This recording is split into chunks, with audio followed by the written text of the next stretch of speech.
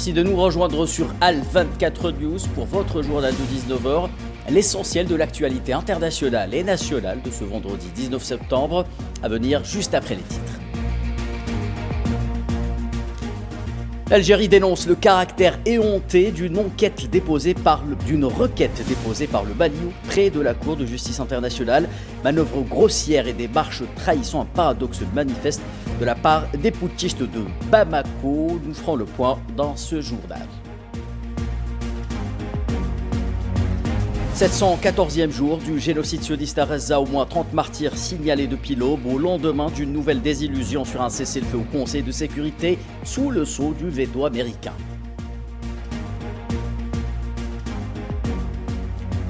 Ce même Conseil de sécurité qui vote la fin de la suspension des sanctions au sujet du dossier nucléaire iranien en rejetant le texte proposant la prolongation de cette suspension pour lequel l'Algérie, la Russie, la Chine et le Pakistan ont voté pour. Enfin, le drame se poursuit au Soudan. Il porte un nom, les forces de soutien rapide qui poursuivent leur massacre au Darfour. Pas moins de 75 personnes ont été lâchement assassinées dans une mosquée à Al-Fasher. Madame, monsieur, bonsoir. Nous entamons l'édition du jour avec cette énième provocation du gouvernement de Bamako vis-à-vis de l'Algérie qui a annoncé avoir déposé le 4 septembre 2025 une requête introductive d'instance contre l'Algérie auprès de la Cour de justice internationale à l'occasion de la conférence de presse qu'il a animée le 13 septembre courant. Le ministre d'État, ministre des Affaires étrangères, de la communauté nationale à l'étranger et des Affaires africaine a démenti cette allégation. Mis face à cette déclaration mensongère, les autorités maliennes se sont résolues à déposer cette requête le 16 septembre courant, comme annoncé aujourd'hui par le communiqué émanant de la Cour internationale de justice. L'Algérie notifiera en temps opportun à la Cour internationale de justice son refus de cette procédure manœuvrière, précise un communiqué du ministère des Affaires étrangères algérien.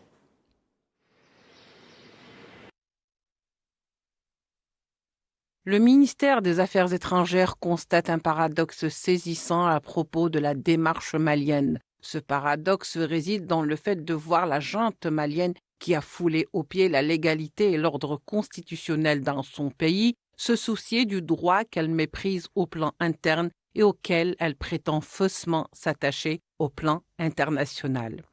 Le ministère des Affaires étrangères constate également que cette même junte a mené le Mali au désastre politique, économique et sécuritaire et qu'elle est elle-même l'instigatrice d'une banqueroute morale. Sa démarche auprès de la Cour internationale de justice procède manifestement d'une tentative d'instrumentalisation de cet auguste organe judiciaire des Nations Unies dans une tentative désespérée de recherche de bouc émissaire qui l'exonérerait de ses responsabilités dans la tragédie qu'elle inflige aux Mali frères. Cette manœuvre est trop grossière pour être crédible. L'Algérie ne s'en rendra pas complice et on dénonce le caractère éhonté. L'Algérie a une trop haute idée du droit international, tout comme elle voue un profond respect pour la Cour internationale de justice. Elle a le devoir de ne pas permettre qu'il fasse l'objet d'une diversion autant avérée que dérisoire. Et pour un décryptage dans ce dossier, Badis Renissa, expert en relations internationales, nous rejoint en direct depuis Paris. Badis, bonsoir. À quoi joue la junte malienne et comment interpréter cette énième tentative d'intimidation vis-à-vis d'un pays voisin qui n'a jamais montré le moindre signe d'hostilité vis-à-vis du Mali et de son peuple? Et permettez-moi d'abord, Khadim Bataj, de peut-être poser le contexte des choses. D'abord, peut-être en rappelant ce vieil adage qui dit on ne jette pas des pierres sur son voisin quand sa propre maison est en verre. Donc, nous avons assisté effectivement à un communiqué ou une riposte diplomatique de la part de l'Algérie, une riposte ferme et encadrée, et cadrée surtout, comme pour rappeler aussi que la souveraineté et l'image et la crédibilité et la légitimité de l'Algérie est non négociable. Donc, cela d'une part. D'autre part, effectivement, vous faites bien de le dire, l'alibi, les raisons, le leitmotiv de cette junte, qui, je rappelle, est une junte illégitime, est une junte extra-constitutionnelle, est une junte qui ne répond pas aux besoins ou à la tragédie des besoins, notamment du peuple malien, aujourd'hui trouve ou plutôt joue à une espèce de partition dangereuse, mais surtout aussi qui dénote un régime en panique, un régime effectivement en perte de vitesse, en fuite en avant. Et donc, si vous voulez, c'est pour revenir aussi à la nature de cette junte, ces putschistes notamment, qui sont dans une impasse politique, mais surtout aussi qui maintiennent leur pouvoir aujourd'hui, si je peux m'exprimer ainsi, qui le maintiennent avec une perfusion populiste et une perfusion arbitraire qui aujourd'hui est illustrée par ce que j'ai qualifié de récit fictif de la part de cette junte militaire qui voit en Algérie une espèce d'exutoire, une espèce d'ennemi imaginaire notamment pour peut-être mieux galvaniser la population et surtout, encore une fois, s'inscrire dans une manœuvre dilatoire. Badis, la démarche du gouvernement de Bamako est mensongère, diffamatoire. Qu'est-ce qui le pousse, selon vous, à vouloir s'attaquer à l'Algérie? Qui se cache derrière cette entreprise risquée, mal calculée de la part des putschistes maliens? Je rappelle effectivement que l'Algérie de tout temps a été un partenaire fiable, que ce soit au sein du Mali, au sein du Sahel, au sein même du monde et de la planète. Et il suffit de voir ses postures, notamment diplomatiques, louables, honorables sur plusieurs questions latentes et plusieurs conflits, y compris d'ailleurs le rôle qu'elle a joué au sein du Mali, à savoir un rôle de médiation, un rôle de solidarité, un rôle de sécuritaire. N'empêche qu'aujourd'hui, effectivement, les objectifs pernicieux, notamment de cette junte, ils sont ailleurs. Comme j'ai expliqué, c'est une junte qui est en crise latente et qui cherche effectivement à exporter ses contradictions, qui cherche aussi à instrumentaliser le droit international, effectivement, à la défaveur de l'Algérie. Peine perdue, puisque l'Algérie, vous le savez très bien, et ce n'est un secret pour personne, l'Algérie est exemplaire en matière de droit international, est exemplaire en matière de respect, notamment, et je dirais, droits les plus fondamentaux, à savoir constitutionnels. Donc oui, effectivement, c'est une détresse, notamment d'un régime aux abois, un régime, encore une fois, qui cherche tant bien que mal son modèle et qui n'arrive pas à le trouver, puisque je rappelle que la transition a été une énième fois reportée, que attendent d'ailleurs nos frères maliens à ce jour et qui ne voient pas, en tout cas, la couleur ni les principes. Donc, encore une fois, c'est aussi pour, quand je dis une politique de l'autruche, une fuite en avant, c'est aussi pour détourner l'opinion publique malienne à travers un ennemi, et c'est mal choisi, puisque l'Algérie, de tout temps, comme j'ai expliqué, à travers des aides, des tonnes et des tonnes d'équipements militaires pour maintenir la sécurité, mais c'est aussi de la solidarité. Badis Renissa, rapidement, une dernière question. L'Algérie, qui a longtemps soutenu le Mali dans ses heures les plus sombres, maintient tous les canaux de discussion et de dialogue ouverts. Pourquoi le gouvernement de Bamako cherche-t-il à les contourner et au profit de qui ou de quoi? C'est une junte qui est en faillite, Khaled El-Batash, mais effectivement, vous soulevez un point très important que je vais soulever rapidement. Il faut se poser la question, s'interroger sur le timing. C'est ça, c'est l'agenda géopolitique opportuniste de la part de cette junte militaire. Je rappelle que l'admission, ou en tout cas le dépôt de cette requête a été tardif par rapport à ce qui s'est passé précédemment. Donc vous voyez bien qu'effectivement, il y a un projet sibyllin pernicieux derrière, à savoir, n'oublions pas que l'Algérie a connu une séquence diplomatique favorable, à savoir l'IATF et son couronnement par une réussite implacable, du propre aveu de l'Afrique. Le leadership de l'Afrique, incontesté, qui a été bâti sur la crédibilité et la légitimité diplomatique de l'Algérie et ses actions de solidarité, notamment dans les plusieurs dossiers et conflits régionaux et continentaux. Et puis enfin aussi, n'oublions pas le Conseil de sécurité aujourd'hui. D'ailleurs, hier, nous avons évoqué cette résolution qui a été portée par l'Algérie et ses partenaires pour les causes justes et les causes nobles, à savoir les causes humanitaires. Donc, vous voyez bien qu'effectivement, il y a un projet pernicieux et surtout aussi, cette junte militaire ne s'inscrit pas forcément dans la même dynamique que l'Afrique, je ne dis pas de l'Algérie, de l'Afrique, à savoir la non-ingérence et l'exclusion de toute force ou tierce contraire justement aux intérêts de l'Afrique. Merci infiniment pour vos réponses, Badis Renissa. Je rappelle que vous êtes expert en questions internationales. Vous étiez en direct avec nous depuis Paris. La suite de l'actualité, c'est le dossier palestinien, le génocide à Gaza qui se poursuit pour le 714e jour. Une agression qui redouble chaque jour d'intensité contre des civils palestiniens désemparés et sans défense, alors que la ville de Gaza fait l'objet d'une opération d'incursion terrestre qui se poursuit également. Elle est menée par l'armée d'occupation depuis 4 jours. Les corps de 33 martyrs et 146 blessés sont arrivés dans les hôpitaux de Reza au cours des dernières 24 heures. Le bilan s'est alourdi à 65 174 martyrs et 166 071 blessés, ont indiqué vendredi les autorités sanitaires palestiniennes, et ce depuis le 7 octobre 2023.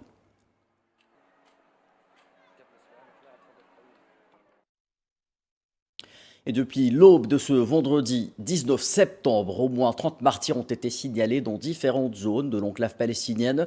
Au moins 4 Palestiniens ont été tués dans la région de Wadi Reza, au centre de l'enclave. 2 martyrs ont été signalés dans le quartier de Sabra. 4 personnes, dont 2 enfants, ont également été tuées par la machine de guerre sioniste à Mawassi et à Khan Younes. Enfin, 2 journées, 2 Palestiniens sont tombés en martyrs dans un bombardement ayant ciblé un regroupement de civils au niveau du port de Reza. 3 autres dans le bombardement de la maison de la famille d'Armesh à Tel El-Hawa.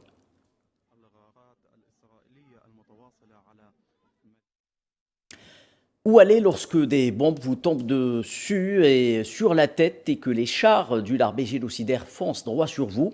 C'est la question que les Palestiniens de la ville de Reza se posent tous les jours alors qu'ils sont contraints à un déplacement forcé au péril de leur propre vie et celle de leurs enfants.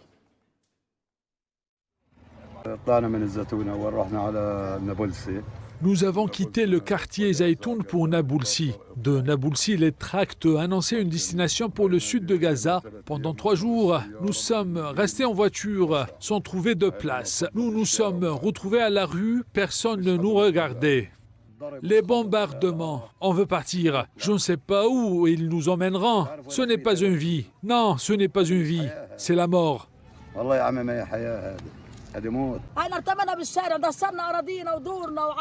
Nous nous sommes retrouvés dans la rue, nous avons quitté nos terres et nos maisons, tout a été détruit. Tout s'est écroulé sur nous, nous étions à l'école et les écoles nous sont tombées dessus et nous avons fui la mort. Quelle est notre faute? Sommes-nous responsables du 7 octobre? Je veux comprendre. Qui parmi nous est le Hamas? Regardez, qui parmi nous est le Hamas? Ces enfants, quelle est leur faute? Sont-ils aussi du Hamas? Pourquoi sont-ils déplacés avec nous? Ils ont perdu la vie, leur éducation a été perdue. Le matin, ils ne pensaient qu'à trouver du bois et de l'eau, alors que nous, c'est à ça que nous pensons, c'est pour ça que nous vivons. Un nouveau projet de résolution pour un cessez-le-feu à Reza a été avorté hier au Conseil de sécurité. En cause, un nouveau veto américain qui met à nu les intentions réelles des États-Unis vis-à-vis du génocide à Reza. Palestinian sisters, Palestinian brothers, forgive us. L'Algérie a vivement réagi à l'usage du veto américain au Conseil de sécurité des Nations Unies. Opposer une nouvelle fois une résolution appelant à un cessez-le-feu immédiat dans la bande de Gaza. Une décision perçue comme un soutien clair à l'agression sioniste en cours. Le Conseil de sécurité n'a pu rompre le siège de Gaza. Pardonnez-nous, parce que le monde parle de droits. Mais vous, Palestiniens et Palestiniennes, vous en êtes privés de ces droits. Pardonnez-nous, car nos efforts très sincères, ont été vains face à ce mur de refus. Pardonnez-nous, malgré nos efforts les plus sincères, le Conseil de sécurité n'a pu vous venir en aide. Pourquoi? Parce qu'Israël est protégé. Parce qu'Israël jouit d'impunité, non pas en vertu du droit international, mais grâce un système international subjectif. Israël tue au quotidien. Or, rien ne se passe. Le rejet de la proposition portée par plusieurs pays, dont l'Algérie, a mis un coup d'arrêt aux efforts diplomatiques internationaux visant à mettre fin au massacre des civils palestiniens. Pardonnez-nous parce que le Conseil n'a pas pu sauver vos enfants. Plus de 18 000 enfants ont été tués par Israël. Pardonnez-nous, car le Conseil de sécurité n'a pas pu protéger vos femmes. Plus de 12 000 d'entre elles ont été tuées par Israël. Pardonnez-nous, car le Conseil de sécurité n'a pu protéger vos personnes âgées. Plus de 4 000 d'entre eux ont été tués par Israël. Pardonnez-nous, car le Conseil de sécurité n'a pu défendre vos médecins, vos infirmières. Plus de 1400 ont été tués par Israël. Pardonnez-nous, parce que nous n'avons pu défendre vos journalistes. Plus de 250 ont été tués par Israël. Pardonnez-nous, car nous n'avons pu protéger votre personnel humanitaire. Plus de 500 d'entre eux ont été tués par Israël. Pardonnez-nous, car la famine se propage désormais à Gaza et le Conseil n'a pu l'endiguer, n'a même pas pu agir pour la condamner, parce que le Conseil n'a pu interrompre votre déplacement forcé. Depuis le début de l'invasion terrestre sioniste sur Gazaville, les bilans humains s'alourdissent d'heure en heure. Des hôpitaux ciblés, des écoles détruites, des familles entières décimées. Le silence du Conseil de sécurité bloqué par le veto américain est interprété comme un abandon des principes même du droit international. Et à défaut de servir le droit international, le droit du veto est devenu un véritable instrument de dévoiement de ce droit international. Son utilisation systématique par les États-Unis n'a qu'un seul objectif, protéger l'entité sioniste et lui conférer un permis de tuer.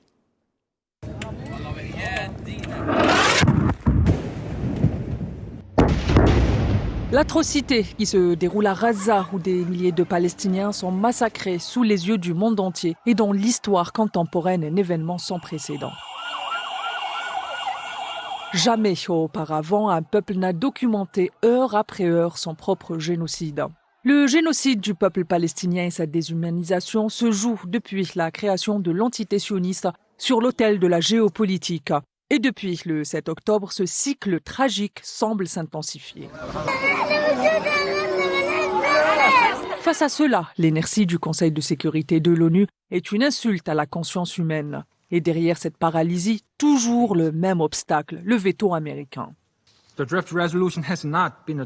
Washington ne se contente plus d'ignorer les crimes de l'entité sioniste. Elle les couvre, les légitime et les arme. Et cette duplicité morale n'est pas nouvelle, mais elle a atteint un niveau de cynisme inédit.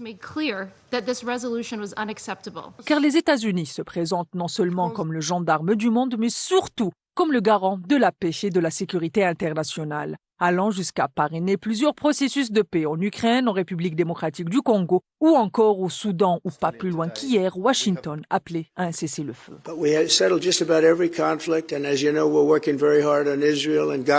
Cela dit, la paix selon Washington se joue sur l'échelle de valeur de ses intérêts hégémoniques et économiques. Rares sont les présidents américains à avoir pu résister à cette vision des relations internationales. Ne faut-il pas rappeler l'Irak, la Libye et l'Afghanistan?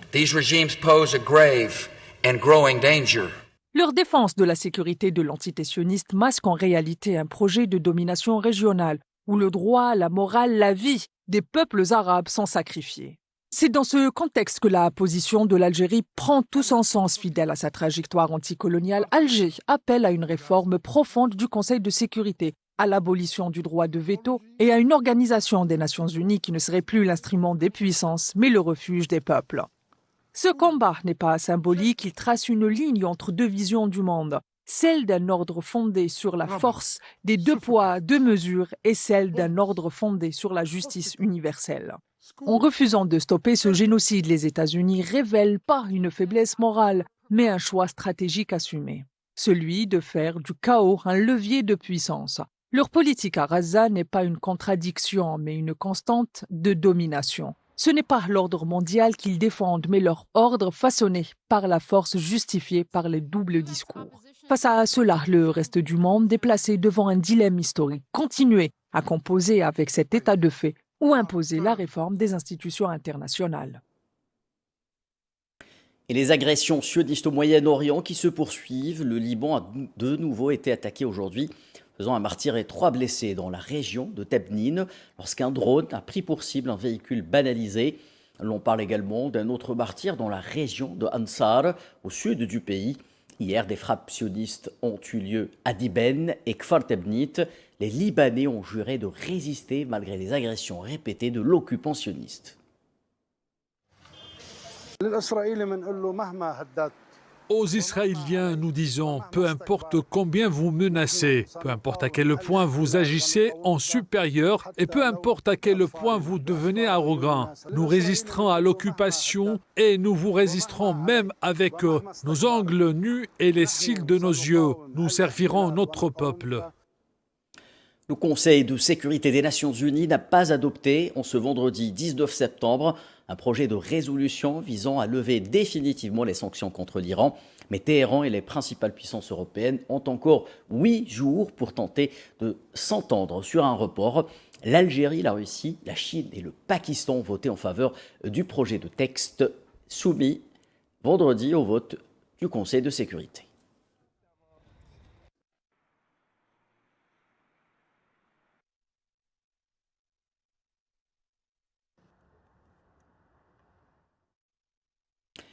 Et je vous en parlais en titre, nouveau drame au Soudan. Les forces de soutien rapide ont assassiné froidement 75 civils dans un bombardement d'un camp de réfugiés au Darfour occidental.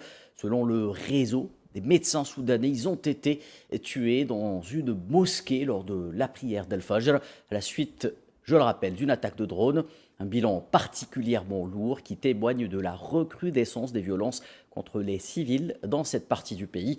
Les crimes des forces de soutien rapide contre les civils soudanais dans la région d'Al-Fashir atteignent une dimension très inquiétante.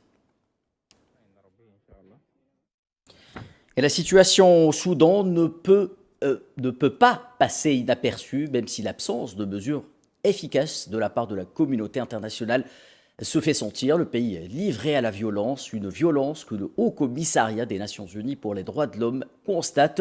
Le HCR annonce avoir relevé une recrudescence des massacres contre les civils durant le premier semestre de l'année en cours. Et la crise au Soudan est multidimensionnelle, elle touche également le secteur humanitaire et sanitaire. Le comité international de la Croix-Rouge a indiqué que la propagation du choléra dans le pays a fait un bilan de 2500 victimes, ce alors que le conflit armé a mené à la destruction des infrastructures, privant des millions de personnes d'accès à l'eau potable et aux soins.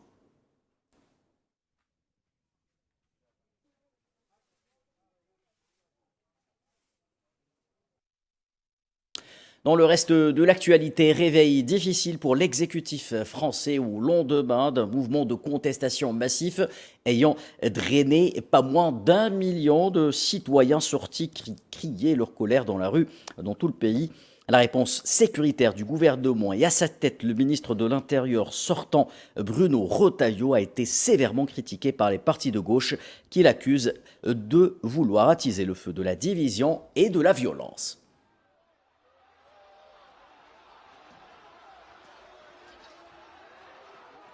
J'en appelle à une mobilisation la plus large possible, la plus pacifique possible, et c'est la meilleure réponse que l'on puisse apporter aux provocations de Bruno Retailleau, qui n'attend qu'une chose, qu'il y ait de la casse, qui n'attend qu'une chose, qu'il y ait une poubelle qui brûle. Il n'y a que ça qu'attend le futur ex-ministre de l'Intérieur, qui déjà depuis ce matin a l'air d'attendre avec impatience la moindre cagette qui brûlera dans cette manif. Et donc, je le dis, pour donner la meilleure image de ce mouvement possible, eh bien, il faut qu'elle soit la plus pacifique possible, et tout ce qui va dans un sens différent desservira la cause.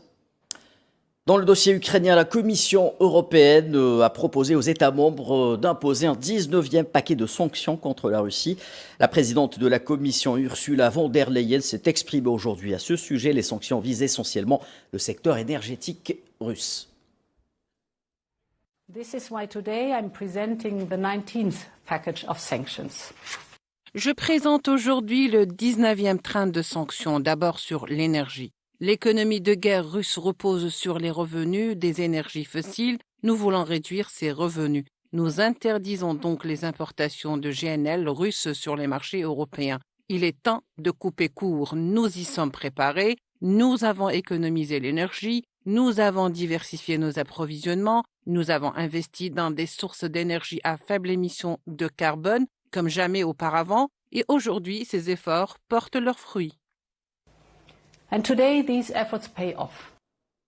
Et selon des responsables ukrainiens, la Russie aurait lancé une attaque de drone sur la capitale Kiev. Tôt ce vendredi, 2 alertes aériennes ont été annoncées coup sur coup après minuit dans la ville ukrainienne.